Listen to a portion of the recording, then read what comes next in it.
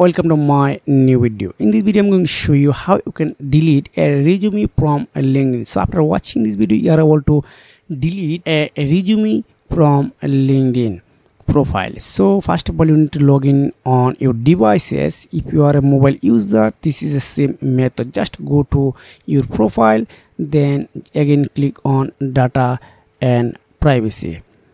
Just click on here,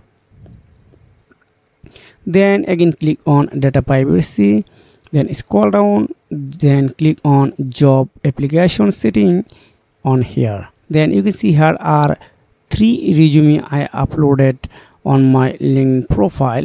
So just click on these 3 menu, then click on delete it. Okay, it's already done. So if you have found this video helpful for you, make sure like and subscribe this channel. See you again. Take care. Goodbye.